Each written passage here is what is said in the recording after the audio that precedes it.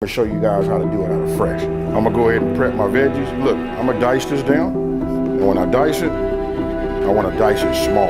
You know, you go small for flavor, big for texture, right? But we gonna go for the look and we're gonna go for the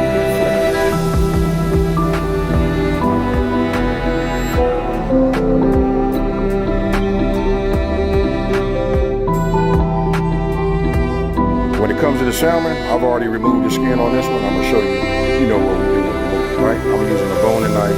Look, I've already started this right here, you know what I mean? So what I'm gonna do is I'm just gonna run this along the bottom, you know what I mean? And just bring this right here. Listen, this is extremely sharp too, right? And we'll just take this all the way through here like this. And then when you peel it back, this is what you do. After getting get the skin on, right? It's up to you guys. Listen, you see how I got the little dark? And look, you guys might not know this, but I'm a fisher. I used to catch like a lot of barracuda. A lot of people say it's kind of like a trashy fish, but I found that cook it. And what I had to do was it had like a red, line like this on its own. I just would always just cut that out. And I'm like, and it just come out so. Right? I'm just doing this extra step, just showing you guys, just in case you guys see it. Check it out. And look, I'm just gonna cut this down like this. It just helps what I'm getting ready to do. You can see I got a cleaver right here, right? I ought to tell you right now, I'm gonna do the chop. Now, we'll take it, and we're gonna hit it with the food. Now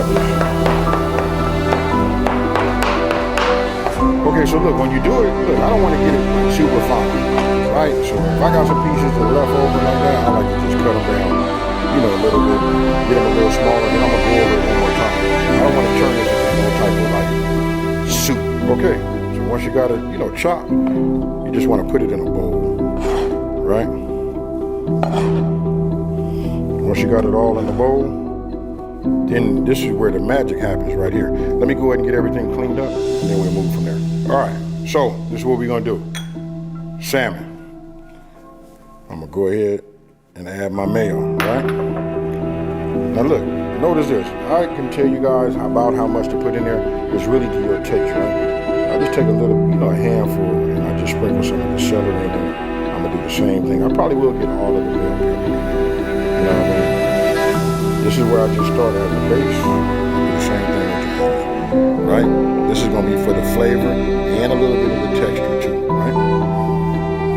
Now we just come with the rest of our ingredients. Right? And then you know what? I'm gonna do this for me. I'm gonna load this press. And we finna do. You know what we finna do, folks. You see that right there? Ah, yeah. Gotta have that. And then, we gotta have that seasoning, right? You guys see this right here? Let me set up for you. That's that Creole kick. This right here is what takes it to give that unique, flavor. You guys can season whatever you like. But then I don't want to like over, target. Salt and pepper works good too.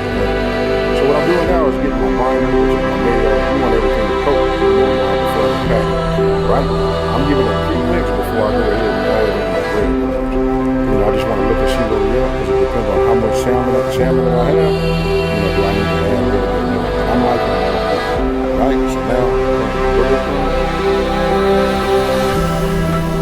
I like to put it in half at first.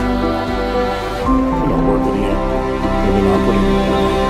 Alright, so look. Now what we want to do is we want to bring our temp. I'm using extra virgin olive oil. Right? So put a little fire underneath my cast. Right? I'm going to show you guys a little trick. And that trick is, check this out. I'll put a little panko down here. Right? That's good, just like that, right? And I'm going to take a little bit of this Creole kick. Just to add that down there, because we're going to lose some of the panko, right? So when I form these balls and I put them down right there, it make it easier for them to come off of the pot.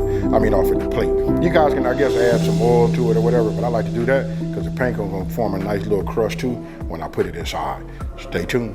I just showed you a little trick. Like I said, you guys can like wipe it, with a little oil or whatever. You know what I mean? Now listen, if this is like a little bit more on the wet side for you, you know what I mean? You can always add a little bit more breadcrumb to it, right? So I just form a ball. What I do is I just put it right there, right? You want to keep them all about the same size. want to do multiple at a time, right? That way they can all cook at the same time, right? So I can feel, some of my veggies in here. That's what I like. They'll soften up as we, put them into the skillet. Meanwhile, I'm gonna go ahead and just make some of these. My mouth is already watering, folks. All right, so I got my pan. Let's see, it looks like it appears to be nice. You know what I mean? We're starting to catch a little smoke, right? So what I'm gonna do is I'm just gonna smash these down just like this. Let's go ahead and use the bag. I'm gonna pat them. You know what I mean? We just pat them like this. And they should spread down on the bottom, fine. If you want to, you can get something to pick them up. I'm just testing them to see how they're gonna stay together. Alright, so now I'll go ahead and grab one of these like this. And I'm just gonna set them inside.